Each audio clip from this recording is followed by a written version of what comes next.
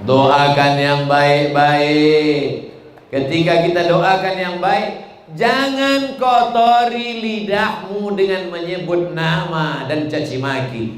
Jangan kotori hatimu yang suci dengan selalu mengenang perbuatan jahatnya. Jangan kotori otakmu dengan memikirkan segala tindak tanduknya. Biarkan Allah yang akan membalas. Allah kalau sudah memberikan balasan, balasannya tak terlintas di hati manusia.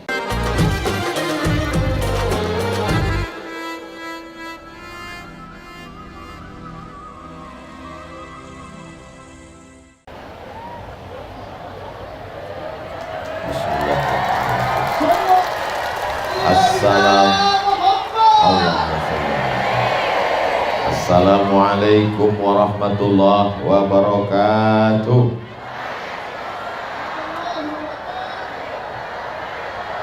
Dari Makkah ke kota Madinah melewati jalan tol. Sudah lama saya tausiah, baru ini tidak pakai protokol. Apa kabar Bapak Ibu semuanya, sehat? Kita syukuri nikmat sehat ini. Alhamdulillahi Rabbil Alamin. Tidak ada gunanya harta yang banyak, anak cucu keturunan, jabatan tinggi, kalau tidak diberikan nikmat sehat. Nikmat sehat ini kita pakai untuk beramal soleh, bukan somat. Yang sama-sama kita hormati Bapak Bupati Kabupaten Tapin beserta Ibu, beserta Forum Komunikasi Pimpinan Daerah hadir bersama kita, Bapak Ketua DPRD, Bapak Ketua Pengadilan Negeri, Bapak Kajari, Bapak Kapolres, dan seterusnya. Bapak Dandim, Masya Allah, tabarakallah. Para guru, para habaib yang tak dapat saya sebutkan satu persatu. Pak Bupati didampingi oleh dua kelompok. Sebelah kanan para alim, para ulama, para habaib, para guru. Sebelah kiri orang-orang yang diberikan amanah kecerdasan akal, disiplin sesuai dengan bidangnya masing-masing. Insya Allah kalau seimbang antara kiri dan kanan, Tapin tetap baldatun thayyibatun wa rabbun ghafur. Tentu tak dapat saya sebutkan satu persatu karena saya akan berangkat ke desa Mu'allab setelah ini mengejar khutbah Jumat dan seterusnya. Hadirin hadirat, muslimin muslimat, mukminin mukminat yang belum kawin dan belum sunat, semuanya dimuliakan Allah Subhanahu wa taala. Amin ya rabbal alamin. Ini kabupaten namanya Tapin. Saya ini orangnya suka penasaran. Tapin ini artinya apa Pak Bupati? Tapin ini adalah dari pantai, tepian yang indah. Maka orang menyebutnya tepian, lama-lama jadi Tapin. Alam yang indah, yang cantik, yang bagus. Dan kantor Bupati kompleks dengan pemandangan yang luar biasa. Luasnya 35 hektar. Dibangun dengan jerih payah, tetes peluh keringat dan air mata. Tapi membangun dengan kesulitan itu ada yang lebih sulit lagi dari membangun, yaitu menjaga pembangunan yang sudah ada. Jadi kalau anak-anak muda kita tidak dijaga akal pikirannya, dirusak oleh narkoba, dari mulai ganja, sabu-sabu dan seterusnya, maka bangunan yang cantik ini tidak ada gunanya. Karena tidak mungkin dijaga pagi, petang, siang dan malam. Bapak-bapak dari TNI, Polri, Satpol PP tidak cukup untuk menjaga. Alhamdulillah ada guru-guru kita yang selalu memberikan tausiah, kajian, sehingga sehat badannya, mental spiritualnya terjaga. Insya Allah kalau pengajian mengisi relung batin hati yang kosong ini terus, guru-guru kita sehat wal istiqamah, memberikan ilmunya kepada kita, maka apa yang sudah dibangun ini akan terjaga menjadi amal kebanggaan untuk generasi masa akan datang Tapin sampai hari kiamat insyaallah. Amin. Bapak Ibu yang dimuliakan Allah Subhanahu wa taala, hari ini pagi ini anak-anak hadir. Ustaz tahu dari mana ada anak-anak hadir? Itu kelihatan mereka. banyak sekali anak-anak hadir. Mereka datang ini tentulah karena bapak ibunya membawa, maka mereka ikut apa yang dilakukan oleh bapak ibunya. Bapaknya pengajian, dia ikut. Ibunya yasinan, dia ikut. Bapaknya maulidan, dia ikut. Bapaknya tablik akbar, dia ikut. Bapaknya mabuk, dia ikut. Ibunya sakau, dia lebih dulu ikut. Karena anak-anak ini sifatnya mengikut saja. Jadi pada kesempatan yang baik dan mulia ini, dalam rangka watawasau bil haq watawasau bis sabr di Tablik Akbar Kabupaten Tapin, yang persiapannya luar biasa. Khawatir panas, disiapkan tenda. Khawatir ustadz gak sanggup berdiri karena kurang tidur, kursi sudah siap. Khawatir jamaahnya kepanasan, pusing, sakit kepala, ambulan sudah siap, lengkap dengan para medisnya. Bapak Ibu yang dimuliakan Allah, yang di belakang mungkin khawatir tidak bisa melihat Ustaz Somad, TV-nya sudah ada. Mohon maaf Bapak Ibu, TV-nya menyala. Alhamdulillah. Tidak bisa lihat jauh, lihat sana. Apa beda Ustaz Somad di sini dengan yang di layar? Yang di layar tentu lebih putih. Saudara yang dimuliakan Allah Subhanahu wa taala, poin yang pertama yang ingin saya sampaikan adalah keseimbangan antara membangun fisik, bangunan, jalan, kolam, taman, dengan membangun spiritual, religius, agama, batin, roh. Karena jasad ini hanyalah cangkang. Jasad ini hanyalah seperti tempat saja. Kalau isinya mati, maka dia ikut mati. Dan kalau sudah rohnya mati, maka sesungguhnya kita berjalan dengan mayat-mayat. Innaka la tusmi'us summa, kau tidak bisa membuat orang yang tuli peka itu bisa mendengar. Matsalul ladzi yadhkurullah wal ladzi la yadhkurullah kamatsalil hayy wal mayyit. Perumpamaan orang yang berzikir, orang yang mengingat Allah, hatinya hidup, seperti orang yang hidup dan orang yang mati. Siapa itu orang hidup? Orang yang makan, orang yang menikah, orang yang bergerak, orang yang bekerja, orang yang bernapas menurut ilmu biologi. Tapi kalau menurut Islam, siapa itu orang hidup? Orang hidup adalah orang yang berzikir. Mudah-mudahan majelis kita ini adalah majelis zikir. Karena sebelum sampai kemari yang kita dengar dari jauh, lantunan-lantunan sholawat, lantunan-lantunan tahmid, tasbih, takbir, lantunan-lantunan yang mengingatkan kita kepada Allah. Maka sesungguhnya majelis ilmu, majelis takbir akbar adalah majelis zikir. Makanya kata Nabi SAW, idza marartum biriyadil jannah farta'u. Kalau kalian lewat di taman surga, maka mampirlah untuk makan dan minum. Kata Nabi, kalau kamu lewat di taman surga, jangan sekedar lewat saja, maka silakan makan dan minum, nikmati taman surga. Kata sahabat Nabi, taman surga yang mana ya Rasulullah? Surga kan adanya di akhirat. Kata Nabi, ada taman surga di dunia. Apa dia? Itulah majelis zikir. Bapaknya berzikir, ibunya berzikir, anaknya pun insya Allah akan berzikir. Ibu-ibu yang selama ini berzikir tapi suaminya belum berzikir, sesungguhnya dia sudah lama serumah dengan genderuwo. Bapak-bapak yang selama ini berzikir, istrinya belum berzikir, sesungguhnya dia sudah lama tidur dengan kuntilanak. Jadi kalau bapaknya tidak berzikir, ibunya tidak berzikir, anaknya tuyul. Tapi kalau sudah bapaknya berzikir, ibunya berzikir, pemimpinnya berzikir, kepala dinas, kepala badan, kepala kantor berzikir, inilah yang menyebabkan turunnya rahmat Allah Subhanahu wa ta'ala.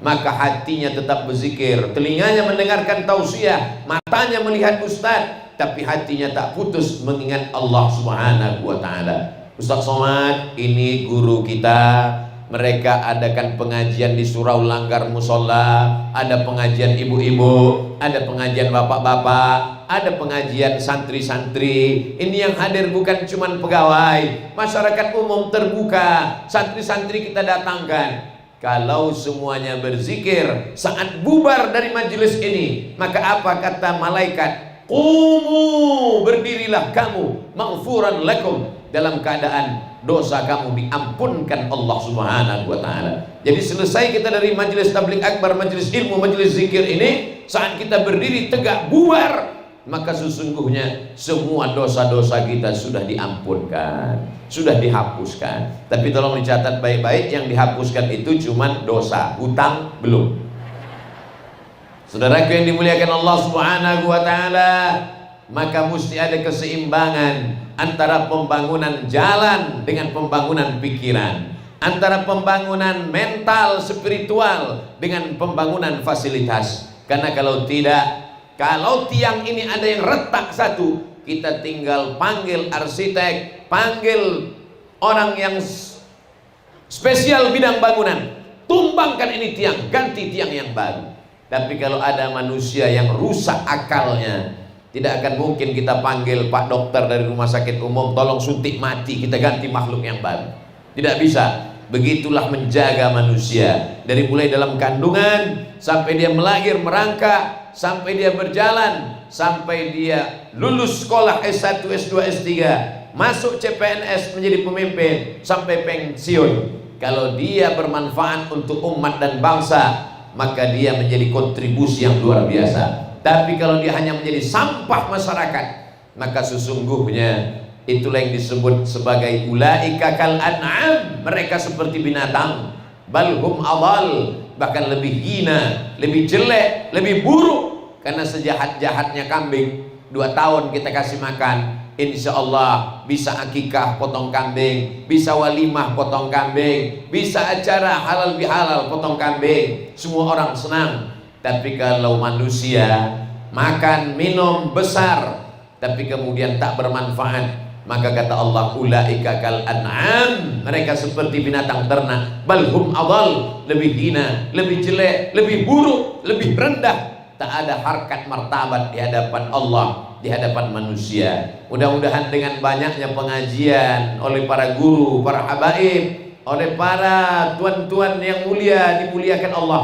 maka kita pun ikut menjadi mulia dalam rangka menjaga hati supaya tetap lurus, pikiran tetap lurus. Kalau orang lurus hatinya, lurus pikirannya, lurus bicaranya, maka insya Allah selamatlah dia dunia akhirat. Sesuai dengan doa yang diajarkan Nabi, Rabbana atina fid dunya hasanah wa fil akhirati hasanah wa qina azabannar. Orang beriman tidak egois. Yang penting saya sudah ngaji, yang penting istri saya sudah ngaji, yang penting anak saya sudah ngaji. Masalah orang lain bukan urusan saya. Ini bukan sifat orang beriman. Orang beriman itu 50, 20 tidak cukup, karena dia memandang, kata Imam Sufyan Ats-Tsauri, 40 rumah ke depan, 40 rumah ke belakang, 40 rumah ke kanan, 40 rumah ke kiri.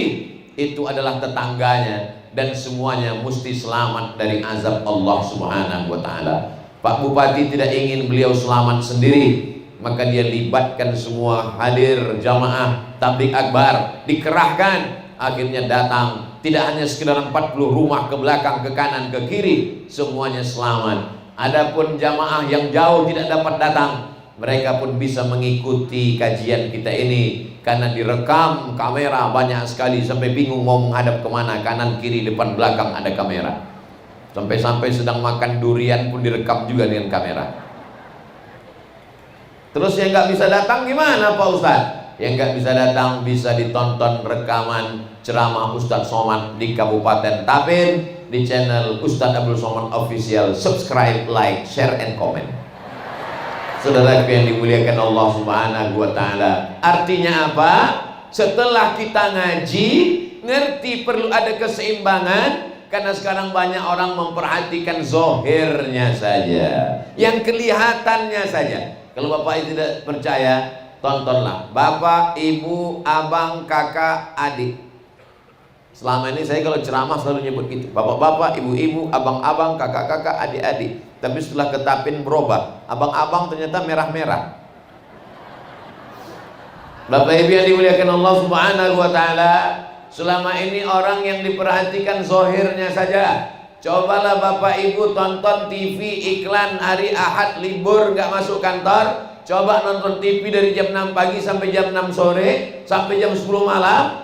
Semua iklan-iklan itu memperhatikan zohir. Dari mulai rambut, iklan ketombe, sampai telapak kaki, kaki retak-retak, pecah-pecah karena kurang cairan, oleskan pelembab. Sampai wajah Anda ingin putih glowing, minumlah jus bengkoang. Semuanya yang diperhatikan adalah zahir. Sedikit sekali yang memperhatikan bagaimana hati kita bersih. Alhamdulillah Tuan Guru masih banyak hadir. Mereka ingin menunjukkan kepada jamaah, kepada umat, Tuan Guru yang jauh lebih tua. Mereka datang bukan mendengar ceramah Abdul Somad. Abdul Somad baru belajar berjalan, mereka sudah jadi Tuan Guru. Hari ini mereka dengan kerendahan hati, tawaduknya datang. Untuk apa? Untuk mengajarkan kepada jamaahnya. Sedangkan Tuan Guru saja yang ilmunya Masya Allah Tabarakallah mau datang pengajian. Begitu cara mereka mengajarkan jamaah. Mereka tidak mengatakan nanti Ustaz Somad datang ke Tapin, silakan datang pengajian ya. Tapi mereka sendiri tidak datang. Tidak demikian tuan-tuan guru para habaib di Tapin. Mereka datang di tengah kesibukannya, mereka hadir di tengah tempatnya yang tinggi dengan penuh kerendahan hati. Mudah-mudahan Allah panjangkan usia guru-guru kita. Selama masih ada guru, selama masih ada habaib di Tapin, insya Allah keseimbangan zahir dan batin ini terpelihara. Ala fil jasadi mudghah, ketahuilah di dalam jasad, di dalam badan ini ada segumpal, ada sekepal. Idza salahat salahal jasadu kullu. Kalau yang sekepal ini sehat, yang dimaksud dengan segumpal sekepal adalah jantung di sebelah kiri tubuh. Itulah yang dikatakan ala fil jasadi mudghah. Ketahuilah di dalam jasad ada segumpal. Idza salahat salahal jasadu kullu. Kenapa dia disebut sekepal? Karena memang besarnya sekepal jari tangan. Kebetulan Abdul Somad jarinya sebesar ini, maka sebesar ini jugalah jantungnya di dalam. Kalau kecil orangnya, kecil jantungnya. Besar tubuhnya, besar jantungnya. Idza salahat, kalau jantung itu baik, maka anggota tubuh ikut menjadi baik. Matanya baik, telinganya baik, tangannya baik, kakinya baik, melangkah ke tempat yang baik, berpikir baik, melihat yang baik, mendengar yang baik, berkata yang baik. Tapi kalau sudah jantungnya rusak, mohon maaf Pak Ustadz, ya jantung atau hati Pak Ustadz? Karena ada juga yang mengatakan hati, ada yang mengatakan jantung, ada yang mengatakan hati. Biar supaya nggak kelahi kita pakai dua-duanya, jantung hati. Bukankah itu yang dikatakan Bapak ketika memuja-muji ibu? Kau adalah jantung hatiku, belayan jiwa, siang dan malam terbayang-bayang, tidur tak tenang, makan tak kenyang. Apa maknanya? Kenapa dia katakan jantung hati? Karena kalau sudah jantung kena, kenalah semuanya. Makanya kadang kita pengajian kita tanya, dulu perasaan waktu saya datang ada bapak fulan, ada ibu fulan, di mana dia sekarang? Dia sudah tidak ada lagi Pak Ustadz. Kenapa? Kena serangan jantung, bukan serangan Putin.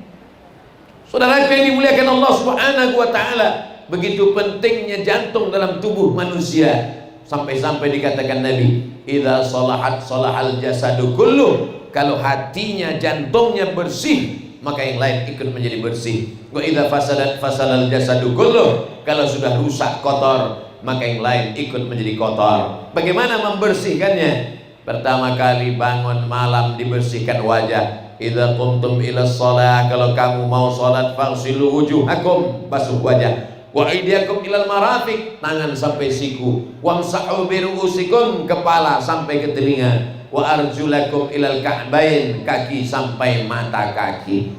Zahirnya sudah bersih, wajahnya sudah bersih, kepalanya sudah bersih, telinganya sudah bersih, kakinya sudah bersih. Tapi tidak cukup hanya itu, diangkatkan kedua tangannya, lalu dia pun mengulang syahadatnya, asyhadu an la ilaha illallah wahdahu la syarikalah wa asyhadu anna sayyidana Muhammadan abduhu wa rasuluh. Setelah dia perbaharui Islamnya menjadi fresh, menjadi segar, setelah itu dia katakan, Allahumma ja'alni minat tawwabin. Aku silap, aku salah, aku banyak dosa, aku kembali ke jalan Allah. Waj'alni minal mutatahhirin. Jadikan aku orang yang mensucikan zahir dan batin. Waj'alni min ibadikas salihin. Jadikanlah aku hambamu yang saleh. Dan ketika dia sudah menjadi saleh, maka dalam solat saudaranya semuanya mendoakan dia.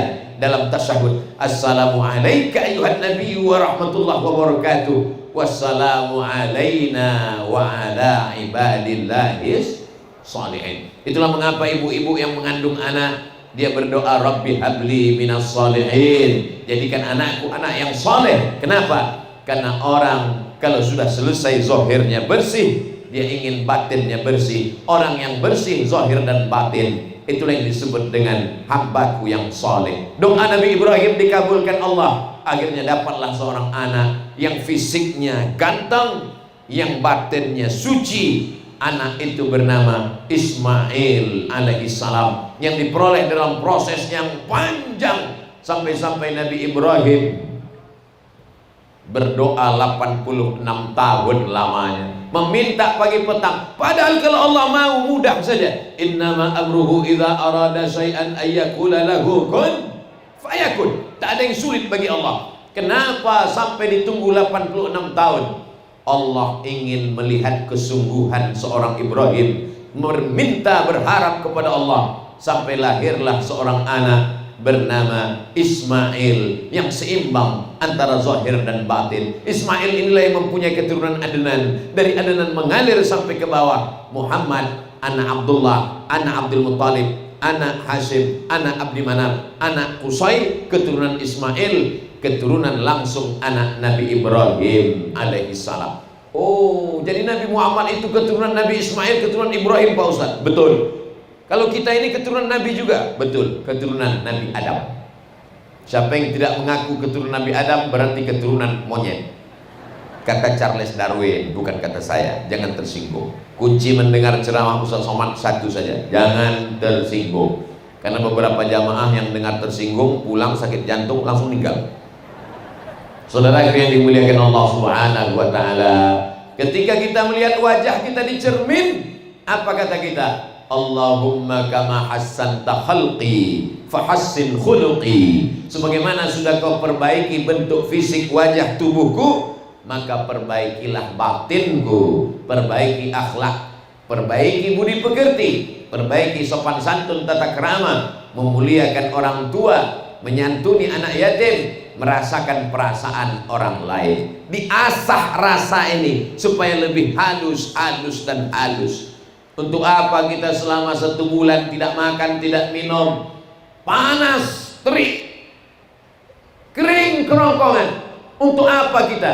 Itu tidak lain tidak bukan adalah untuk mengasah hati supaya pintar-pintar merasakan perasaan orang lain.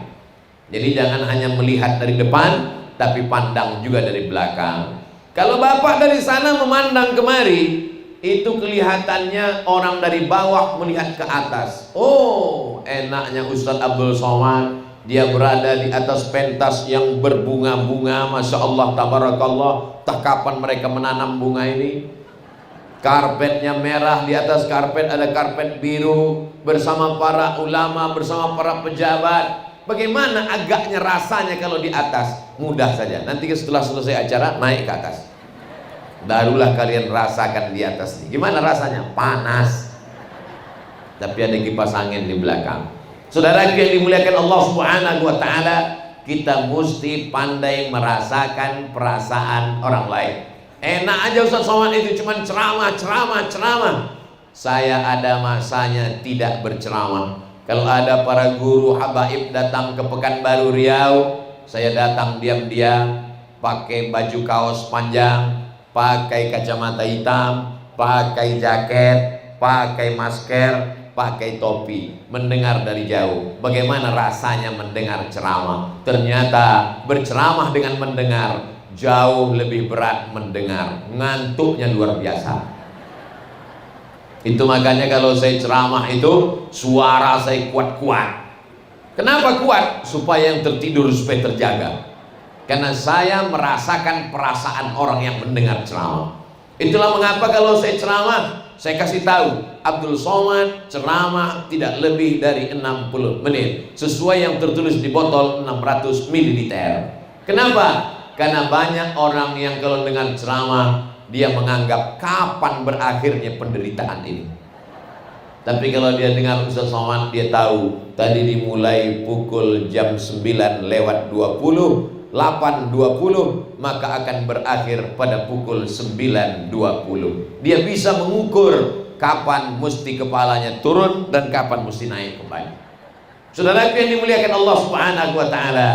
Jadi setelah poin yang pertama kita jaga keseimbangan zahir, batin, qalbu, mata, tangan, kaki, zikir, pikir mesti seimbang. Maka setelah itu kita mesti mengasah rasa, merasakan perasaan orang lain. Bukan merasa pintar, tapi pintar-pintar merasa. Karena kalau sudah kita hanya merasa pintar, kita yang paling hebat, kita paling mulia, kita paling tinggi, kita paling terkenal, sesungguhnya kita sudah masuk dalam pintu takbur. La yadkhulul jannah, tak masuk surga. Man kana fi qalbihi, siapa yang dalam hatinya mithqala habbatin min khardalin min kibrin, ada sombong walaupun sebesar biji sawi, ada sombong, tak mencium bau surga. Doakan supaya Ustaz Abdul Somad hatinya bersih, tak ada sombong walaupun sebesar biji sawi. Kemarin waktu mau masuk ke pesawat, lewat di pintu detektor logam. Begitu lewat detektornya bunyi, tem, rupanya jam tangan belum dilepas. Padahal jamaah sudah ngasih jam dari kayu. Ustaz Somad ini ada jam dari kayu. Untuk apa Pak? Supaya nanti kalau lewat di detektor logam gak bunyi.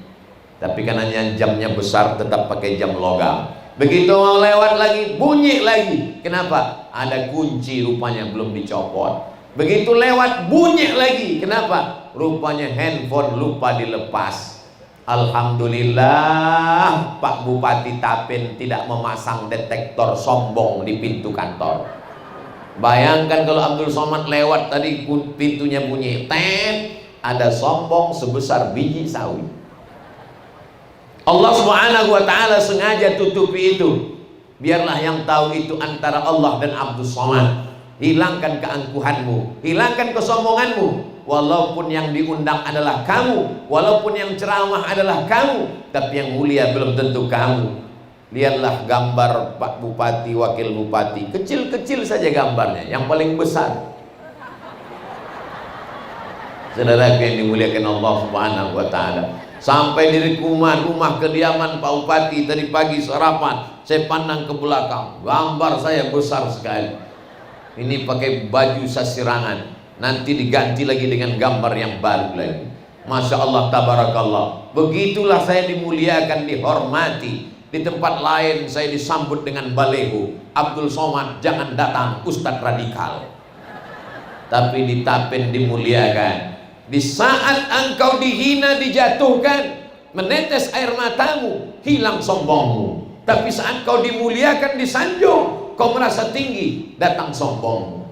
Jadi sebenarnya dibuat Allah Abdul Somad sedemikian rupa. Allah mau mempermainkan perasaannya. Ada rasa senang, ada rasa bahagia, ada rasa jatuh, terusir, terhina, supaya lebih dekat kepada Allah Subhanahu wa taala. Begitu juga hidup ini. Jadi kalau ada masanya kita sakit, ada masanya kita susah, ada masanya kita jatuh, bukan Allah tidak sayang padamu, tapi hanya supaya sujudmu lebih lama.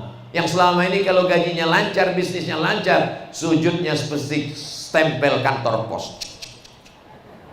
Bagaimana cepatnya stempel kantor pos, begitulah. Tapi begitu ada masanya dalam hidup ini kita jatuh, bisnis gagal, pernikahan gagal, anak sakit, hancur berkeping, jabatan yang diinginkan tidak dapat. Saat itu Allah ingin supaya air mata kita menetes ke tanah. Teteskan air matamu ke tanah. Malaikat-malaikat di langit membukakan pintu, mengabulkan segala doa-doa. Boleh untuk update status yang ini. Saudara yang dimuliakan Allah Subhanahu wa taala. Banyak orang menyangka kalau dia sudah taubat, dia sudah hijrah, dia sudah ngaji dengan para habaib dan guru-guru, lalu hidupnya tenang, senang, kenyang, lenang, tidak ada susah. Ini bukan surga. Kita masih di dunia. Nanti kalau sudah surga, barulah tidak ada kesulitan dan kesusahan. Selama kita masih ada di dunia, dunia tempat ujian, maka pasti akan banyak soal-soal pertanyaan. Jadi kalau ada anak-anak ikut SNMPTN, seleksi nasional masuk perguruan tinggi negeri, begitu sampai di ruang ujian dia lihat banyak sekali soal ujian, dan setelah itu dia berbisik ke temannya, soalnya banyak sekali. Temannya akan menjawab, kamu salah masuk kelas, ini memang tempat ujian. Dunia ini tempatnya ujian. maka kita pun pintar merasakan perasaan teman yang sedang kena ujian. Orang biasanya kalau ujiannya banyak, ujiannya berat, maka dia akan bercerita, dia akan curhat, dia tidak minta solusi. Kalau ada tetangga, teman, sahabat, kawan sekantor kita cerita tentang kesusahannya, dia sebenarnya tidak minta solusi, dia hanya ingin mencari pendengar yang baik. Maka kalau ada orang cerita ke kita, dengarkan saja, anggap aja kita sedang mendengar sinetron. Atau zaman dulu kan ada namanya cerita sandiwara radio yang gak pernah selesai, Mak Lampir. Bagi yang tersenyum udah tua. Anak milenial gak kenal dengan itu, karena mereka lebih sibuk dengan drama Korea. Saudara yang dimuliakan Allah Subhanahu wa Ta'ala, jadi kalau ada orang cerita tentang kesulitan hidupnya, tentang penderitaannya, dia sebenarnya tidak ingin solusi dari kita. Dia hanya ingin menumpahkan segala apa yang ada dalam pikiran dan hatinya. Dia ingin kita menjadi pendengar yang baik, maka kita cukup komen 2, iya, betul, iya. Sampai akhirnya dia ulang lagi, kita ingatkan, itu tadi sudah, jangan diulang lagi. Saudara yang dimuliakan Allah Subhanahu wa Ta'ala, intinya apa? Setelah kita seimbangkan antara zahir dan batin, selesai sholat subuh, banyak sekali kita lihat orang lari-lari di stadion, lari keliling pakai baju kresek sampah.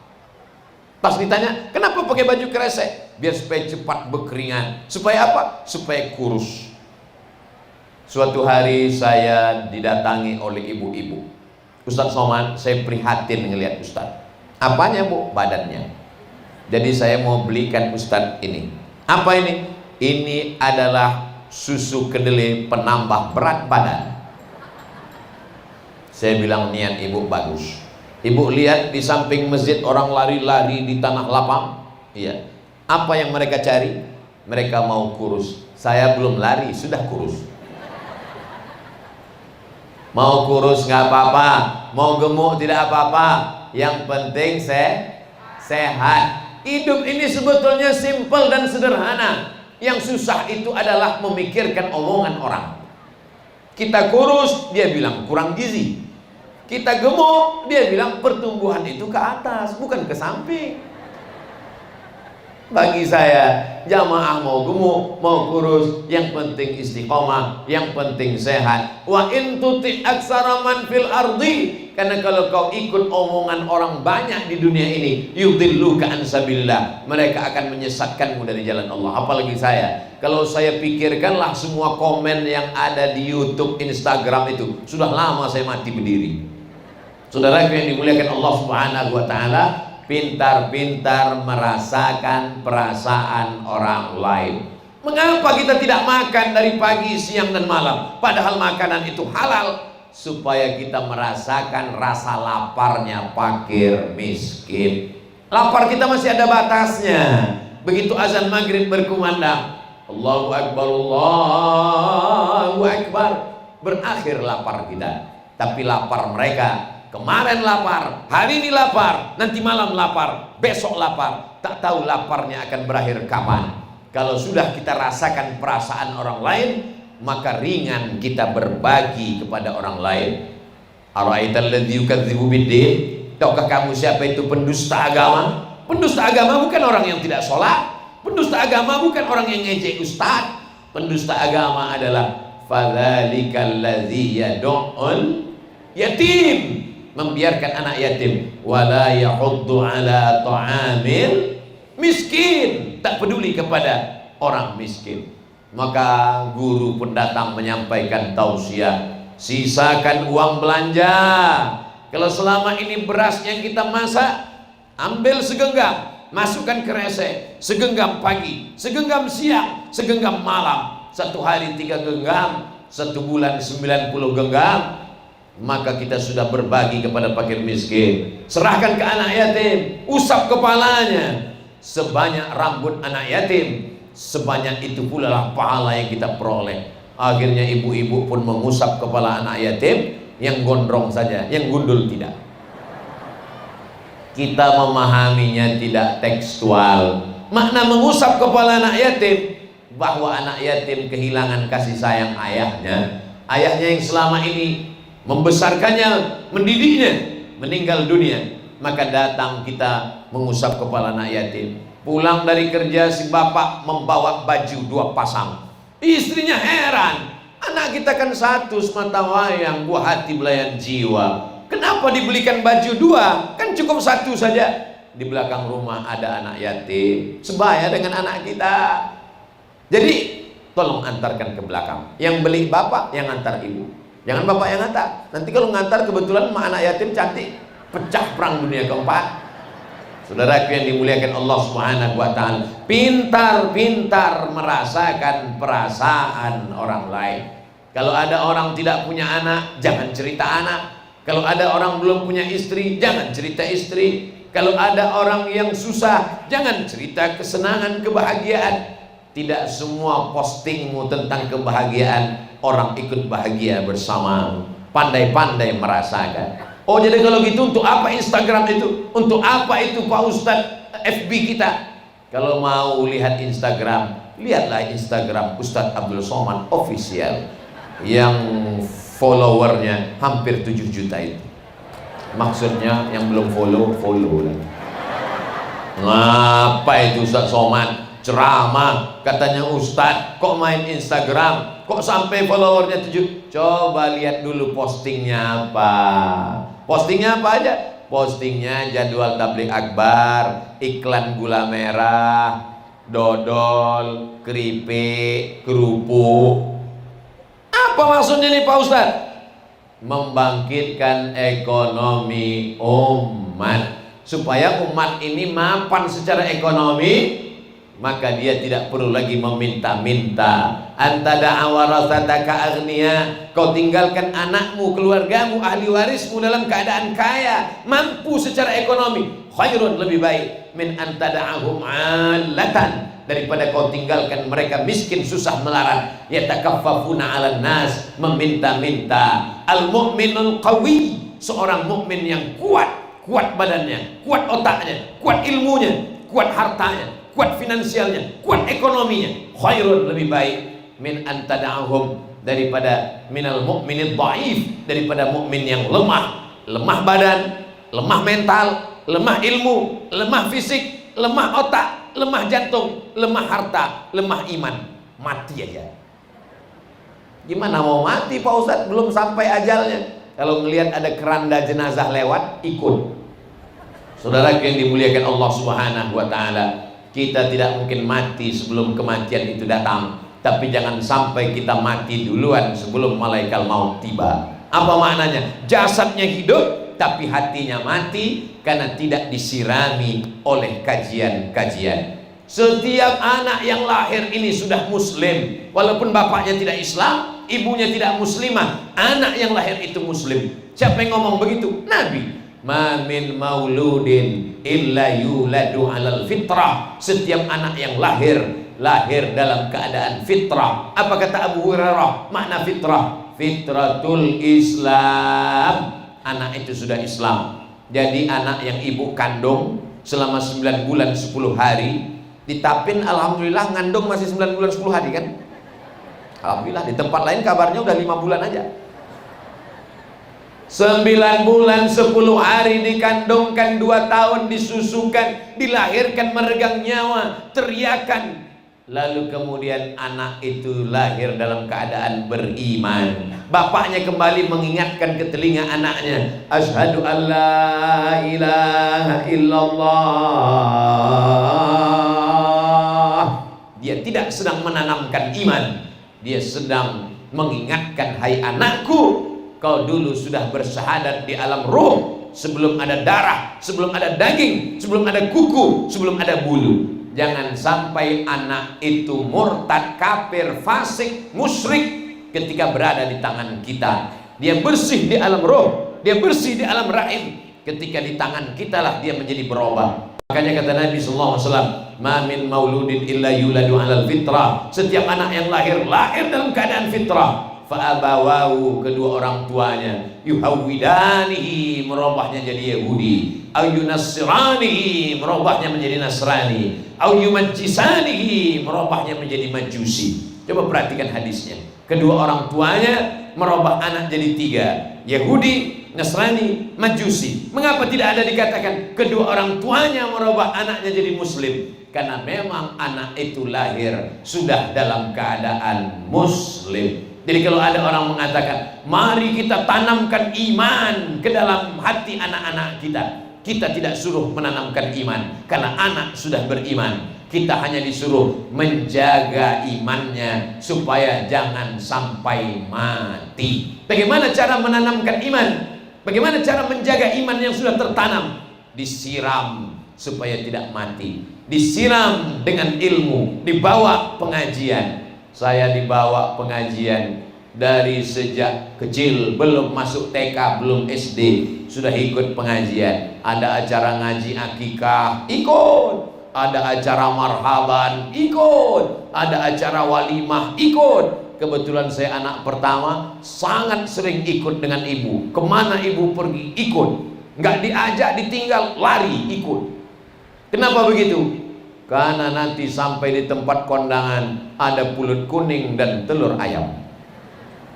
Tapi ternyata di balik kajian-kajian itu menanamkan cinta kepada para ulama, dikenalkan dengan para guru, diusapkan kepala. Saya masih ingat ibu saya kalau ketemu, ini doakan anak saya, doakan anak saya. Makanya hari ini kalau saya ketemu dengan ibu-ibu datang bawa anak kecil, begitu mendekat pas saya mau doakan, rupanya dia nggak minta doa, cuman minta foto aja.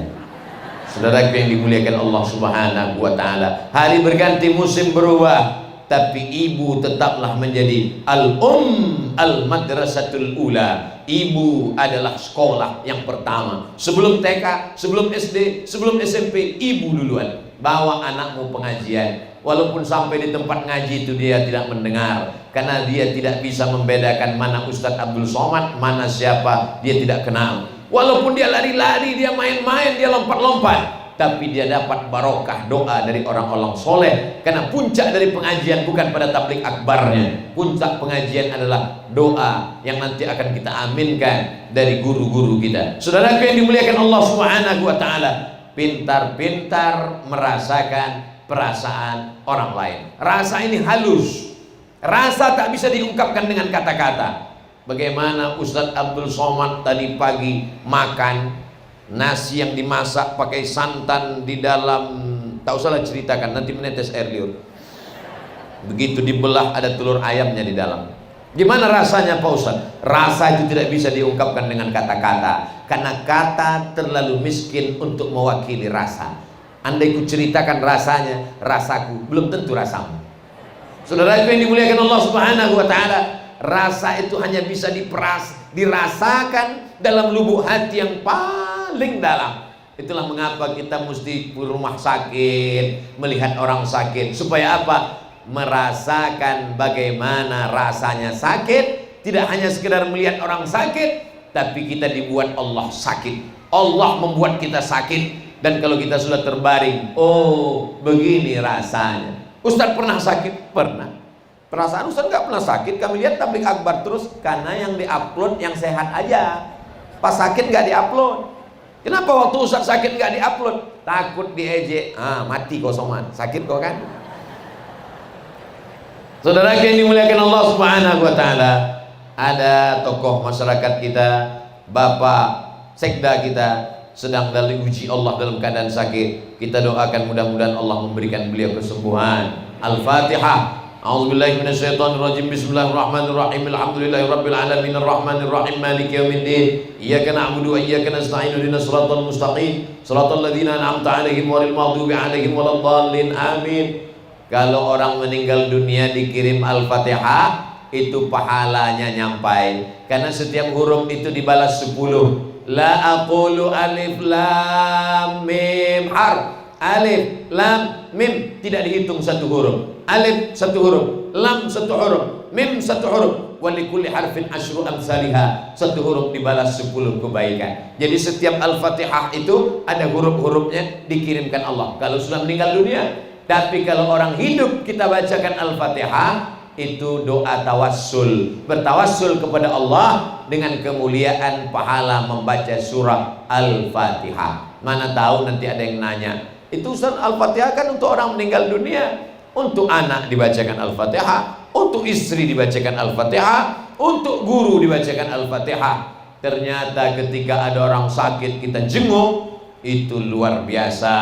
Walaupun saya tidak datang ke rumah sakit melihat beliau, tapi insya Allah berita ini disampaikan dan beliau mendengar, meleleh air matanya. Oh, ternyata Ustaz Abdul Somad masih ingat. Banyak teman tertawa, banyak teman bersukaria, tapi tak banyak teman yang ikut merasakan seperti yang kita rasakan. Makanya kata Nabi, idza maridha, kalau ada saudaramu sakit, fa'udhu, kunjungi dia, tengok dia. Menjenguk orang sakit nggak boleh terlalu jujur. Ustaz Somad, saya ini sudah diponis dokter. Kata dokter saya ini seminggu lagi katanya meninggal. Siapa yang bilang? Ibu sehat kok. Apa sehat? Malah dokter itu nanti meninggal duluan. Jangan ketika kita jenguk orang sakit, ini kelihatannya nggak sampai Jumat depan udah selesai. Nggak boleh. Bangkitkan semangatnya. Saya kemarin Pak ceramah ke salah satu masjid. Ketua masjidnya sudah diponis oleh dokter di Malaka, tinggal 6 bulan lagi selesai. Saya tanya, Pak Haji, saya takut dioperasi Pak Ustaz. Katanya jantung dibelah, urat kaki dinaikkan ke atas, namanya bypass. Itu jalan tol Pak. Terus jadi Bapak dipotong urat kaki naik ke jantung. Saya nggak berani Pak Ustaz. Akhirnya saya tunggu aja. Katanya berapa bulan? 6 bulan. Sekarang udah 2 tahun Pak Ustaz. Saudara yang dimuliakan Allah SWT. Tapi bukan berarti saya nggak ke rumah sakit.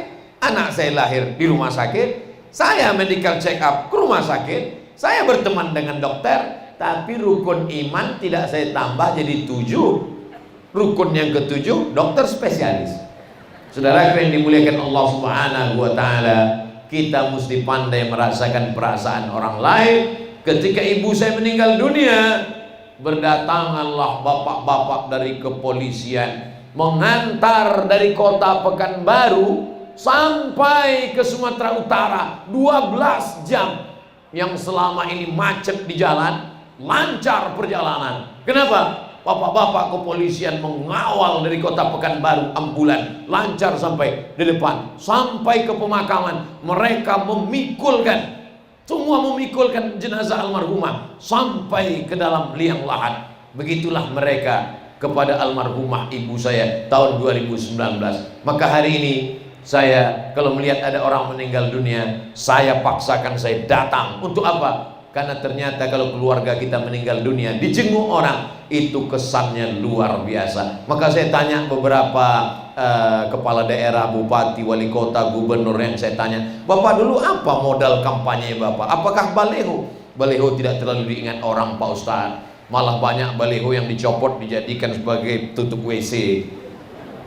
Jadi apa yang paling berkesan Pak? Yang paling berkesan itu Ustaz, jenguk orang pada 3 kondisi. Pertama, sakit. Kedua, meninggal. Ketiga, nikah. Itu luar biasa. Jadi Bapak dulu datang semua. Pokoknya asal ada tenda, saya mampir.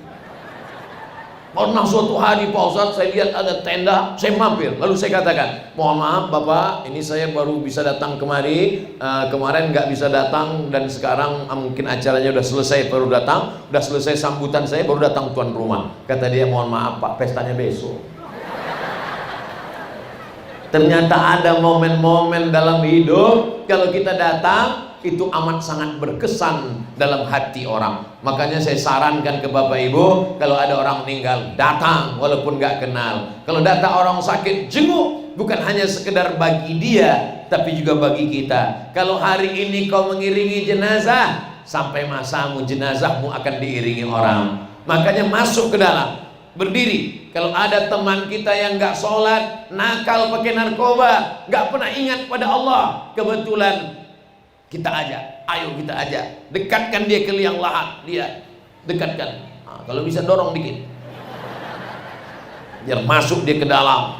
Saya ketemu dengan orang bertato, gak sholat, lalu kemudian dia datang ke pengajian. Saya tanya, gimana ceritanya titik balik Bapak mulai tobat? Saya ini orangnya Pak Ustadz minum khamar, mabuk, pakai sabu-sabu, berzina, selingkuh. Gimana ceritanya Bapak bertobat?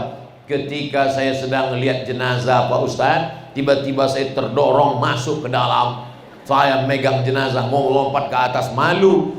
Di saat itulah terasa dingin Pak Ustaz, datang takut saya, sampai masanya saya akan mati menghadap Allah Subhanahu wa Ta'ala, merasakan perasaan orang lain.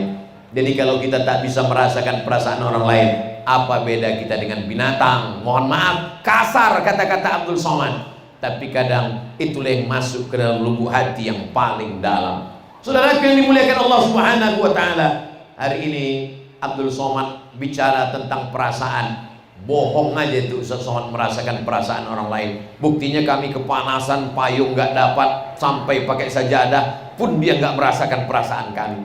Dia ngomong begitu kan karena ada tenda. Dia ngomong begitu kan karena di bawahnya ada karpet nggak panas. Dia ngomong begitu kan karena dia adem ayam ada kipas angin. Kata orang, tapi sesungguhnya aku merasakan perasaan kau yang ada di sana guys. Saudara yang dimuliakan Allah Subhanahu wa Ta'ala, dimulai tadi jam 8.15, sekarang sudah jam 9:10.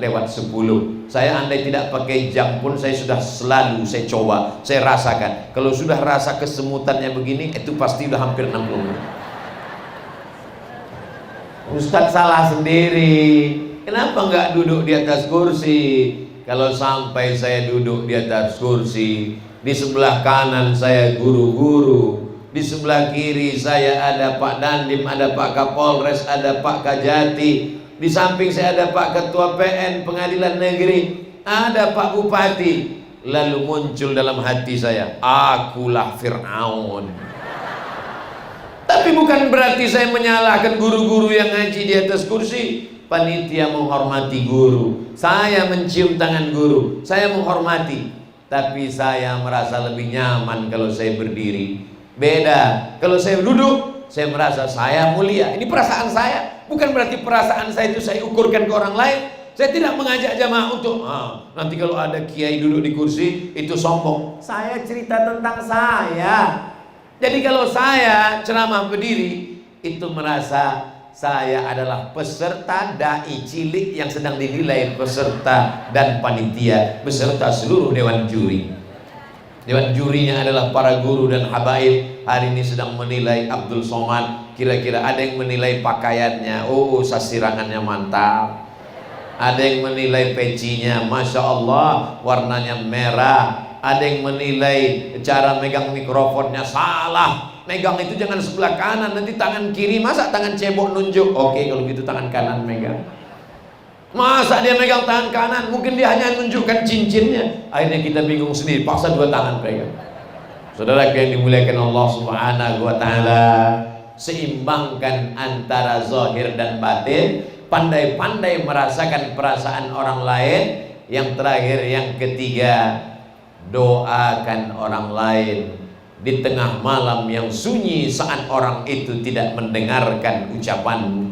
Kalau kita doakan di depan dia, semoga Bapak panjang umur, sehat badan, dapat satu keutamaan. Tapi kalau kita doakan di belakang dia, di tengah malam, saat tidak ada yang tahu, ya Allah, Bapak Fulan, Ibu Fulan, panjangkan umurnya, sehatkan badannya, banyakkan rezekinya. Allah kirimkan satu malaikat. Apa kata malaikat?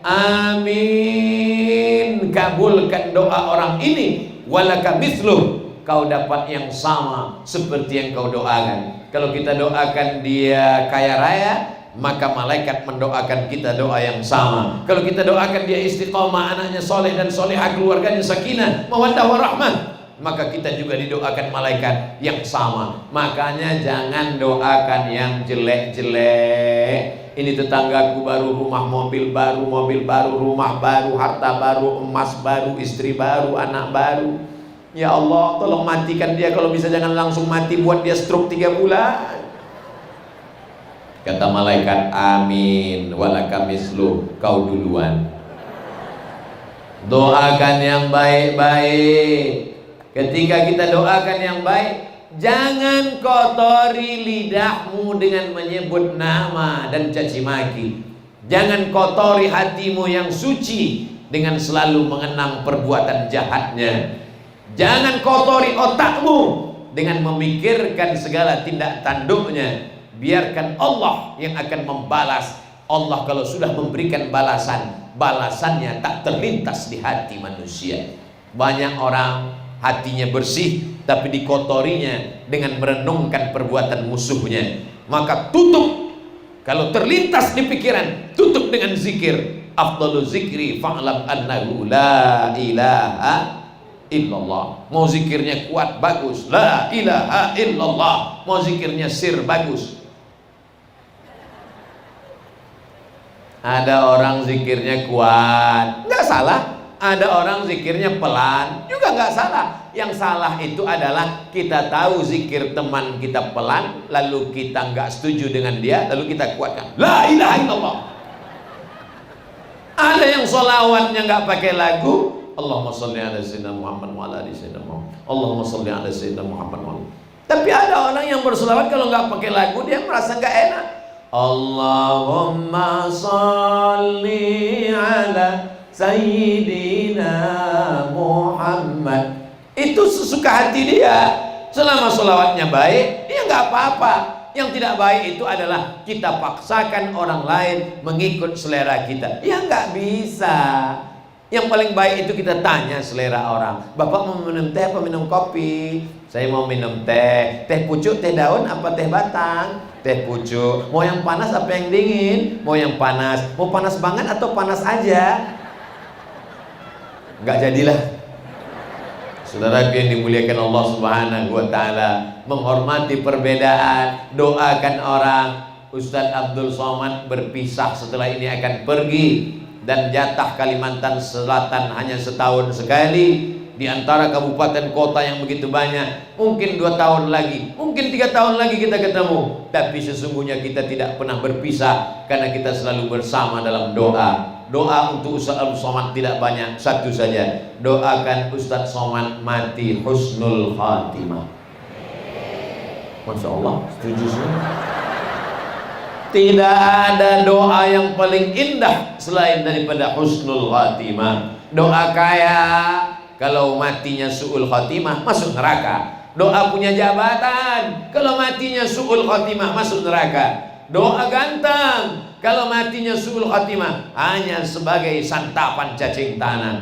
Tapi kalau doa husnul khatimah, mati dalam keadaan ucapan la ilaha illallah Muhammadur Rasulullah sallallahu alaihi wasallam. Dari mana Pak? Dari tablik akbar. Di mana? Di depan kantor Bupati Kabupaten Tapin yang luar biasa. Tendanya berapa? Lupa ngitung. Siapa yang tausiah tadi? Ustadz Abdul Somad. Berapa lama? Biasa 60 menit. Isinya apa aja? Aku nggak ingat saking panasnya. Ustadz Somad bicara 3. Seimbangkan antara fisik, zahir dan batin. Pintar-pintar merasakan perasaan orang lain. Doakan orang dari saat tidak berada di depanmu. Adapun doa di depan orang tetap kita laksanakan. Besok hari Sabtu, hari Ahad ada pesta walimah nikah, doakan dia. Barakallah lakuma wa barakalaikuma. Tapi sekarang acara nikah. Dulu kalau acara nikah itu kita sempat mendoakan dan nanya, Assalamualaikum Pak Haji. Waalaikumsalam. Itu mantunya ya? Iya. Orang mana? Orang Tapin. Oh Masya Allah. Zaman sekarang nggak sempat ngobrol, nggak sempat doa. Itu siapa Pak? Apa? Suara nyanyinya bum bum bum bum bum. Mau berdoa pun tak sempat. Begitu sampai di atas, gak sempat doa, sana antrian begitu panjang, langsung saja jumpa, langsung pergi. Hilang silaturahim. La salam wala kalam. Nanya nggak ada, ngobrol nggak ada. Alhamdulillah ketemu dengan Pak Bupati ngobrol, ketemu dengan Pak Kapolres, ketemu dengan Pak Kajati, ketemu dengan bercanda, ada sapa. Kadang kita ketemu sama orang cuman badannya aja yang ketemu, batinnya nggak ketemu. Yang satu di Amerika, yang satu di Jepang, masing-masing mereka. Silaturahim apa ini? Kita kan mau ketemu sama orang, zahirnya dan batinnya, bukan cuma melihat wajahnya. Ini yang saya rasakan di Tapin. Saya ketemu orangnya, saya ngobrol dengan orangnya. Bahkan selama ngobrol tadi, satu pun nggak ada yang megang handphone. Entah karena ketinggalan di rumah, wallahu a'lam. Saudara yang dimuliakan Allah SWT, Ustadz Somad, sebenarnya anak saya mau saya bawa kemari ketemu Ustadz tadi, tapi rupanya tadi malam beliau udah ketemu Ustadz di Masjid Ar-Raudhah Sungai Andai tadi malam. Oh iya Pak, saya tadi di sana ketemu, ada silaturahim. Berarti anak bapak kenal dengan saya? Iya, kami selalu melihat video Ustadz. Masya Allah. Berikut ini kita foto dengan Pak Bupati dan Forum Komunikasi Pimpinan Daerah. Masya Allah. Foto dengan istri masing-masing. Lalu bagaimana dengan kami yang nggak ada istri ini Pak, katanya. Lalu saya bisikkan, bisa mungkin ada yang rental untuk foto aja. Ada tawa, ada canda, ada ketemu. Sekarang itu sudah dirusak oleh apa? Oleh medsos. Dulu kalau ada acara walimah nikah, datang. Acara akikah, datang. Acara takziah, datang. Sekarang orang sudah tidak datang lagi, tinggal posting foto, tinggal lingkari warna merah, lalu tulis bawah, innalillah, amin, amin, amin, amin, amin. Katanya kalau ada orang foto dengan kita, jangan senang dulu. Jangan-jangan foto itu disimpan, nunggu kita meninggal, baru keluar. Ustadz Somad foto ya, iya disimpan, nggak pernah diposting. Nanti gitu dengar kabar Ustadz Somad meninggal, baru masuk, lingkari wajahnya bulan, innalillah, amin, amin, amin, amin, amin. Saudara yang dimuliakan Allah Subhanahu Wa Taala, di Tapin, masya Allah, tabarakallah, saya ketemu, bertatap muka, bermusafahah, berjabat tangan. Cuman saya segatnya di Tapin ini, guru-guru yang lebih tua, lebih mulia mencium tangan kita yang bukan apa-apa dan bukan siapa-siapa. Saya ulurkan tangan, mereka mau cium tangan saya cium tangan mereka, akhirnya hampir belaga kepala kami lagi. Mau kita tarik, kita nggak sopan, akhirnya kita cium juga tangan beliau. Kenapa Ustaz Somad kalau habis nyium, megang tangan mereka, Ustaz cium tangan? Ada keberkahan. Al-Quran kita cium tangan. Ada keberkahan. Berkah ini yang kita tidak tahu. Berkah tidak dilihat dari status sosial, berkah tidak dilihat dari bentuk fisik. Boleh jadi dia manusia biasa saja, tapi hatinya bersih, turun rahmat Allah, diucapkannya salam tanpa ada embel-embel dunia. Maka Allah Subhanahu Wa Taala memuliakan kita sampai hari ini, bukan karena amal kita, mungkin karena doa orang banyak. Saya yakin itu. Padahal tadi malam mengantuk berat dari perjalanan panjang, siang keluar rumah dari Pekanbaru ke Jakarta, dari Jakarta ke Banjarbaru, Banjarbaru ke Banjarmasin, dari Banjarmasin lalu kemudian sampai kemari Tapin tadi malam. Rasa-rasanya tak kuat untuk bangun, rasa-rasanya tak kuat untuk pengajian. Bisa sehat walafiat. Saya yakin dan percaya ini karena doa dari para habaib, para guru masyarakat Tapin. Mereka berdoa, khususnya panitia yang sudah memasang persiapan. Tadi malam mereka berdoa, ya Allah sehatkan Ustaz Abdul Somad sampai besok pagi ya Allah. Setelah itu terserah, aku serahkan kepada Allah. Bukan urusanku lagi ya Allah. Kita ini sehat karena doa-doa mereka yang luar biasa. Maka jangan lupa untuk minta didoakan. Saya ketemu dengan kiai, ketemu dengan guru-guru tadi. Apa yang Ustaz bisikkan kepada mereka? Doakan saya guru, doakan anak saya. Kalau saya ketemu dengan qari-qari, doakan supaya anak saya Mizian Hazik Abdillah, Sami Ahmad Misbahi, supaya sama suaranya seperti qari, supaya hafal Quran seperti antum. Kenapa? Karena mereka yang lisannya pagi, petang, siang dan malam murojaah menghafal Quran. Kalau ketemu dengan ibu-ibu, ingat kita almarhumah ibu saya. Ketemu dengan anak-anak, ingat dengan anak-anak di rumah. Melihat anak kecil, ingat anak kita, bagus. Melihat ibu-ibu, melihat emak kita, bagus. Asal jangan melihat istri orang, lupa bini kita, itu yang kurang bagus. Saudara yang dimuliakan Allah Subhanahu Wa Taala, pertemuan kita ini pertemuan rahmat dan barakah. Pertemuan itu menambah umur panjang, berkah, rezeki. Karena kata Nabi, man ahabba yubsatalahu fi rizqi, siapa yang mau lapang rezekinya, wa yunsa'alahu fi atharihi, mau panjang umurnya, hendaklah dia menyambung tali silaturahim. Maka ke depan, ustadz siapapun yang datang, kiai siapapun yang datang, guru siapapun yang datang, habib siapapun yang diundang ke Tapin, datang, duduk, dengar, diam. Ngantuk, tidur. Saya belum pernah marah sama jamaah yang tidur sedang pengajian. Kenapa? Kalau dia tidur, berarti saya berhasil menenangkan hati dan jiwanya. Langkah kaki pertama ngapus dosa, langkah kedua mengangkat derajat. Selama di majlis didoakan malaikat, Allahumma firlahu, ampunkan dia, Allahumma dirahmati dia. Saat berdiri kata malaikat, qumu maghfuran lakum, doa dosamu diampunkan. Saat mengaminkan doa para habaib guru, diaminkan. Ad-da'i berdoa satu orang, wa yu'minuhum sa'iruhum, diaminkan beratus beribu jamaah. Sedangkan doa 40 aja makbul, apalagi sebanyak ini, dapat rahmat doa barokah. Maka jangan pernah tidak datang pengajian. Ngaji, ngaji, ngaji.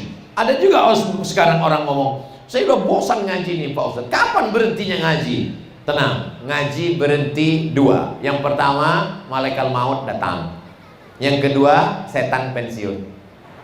Kalau malaikat maut sudah datang, gak perlu lagi datang ngaji. Karena kalau kau datang, orang pengajian yang bubar. Mumpung malaikat maut belum datang, datanglah pengajian. Bapak Ibu jangan sampai nanti ada undangan hadiri tabligh akbar yang akan disampaikan tausiah oleh almarhum Abdul Somad. Gak ada yang mau datang.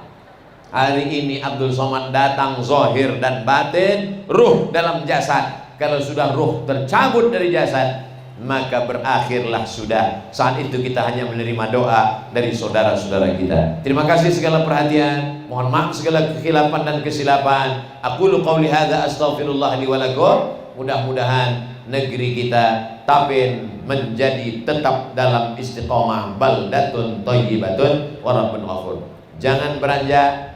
Aminkan doa guru ala hazihin niyah. Al-Fatihah.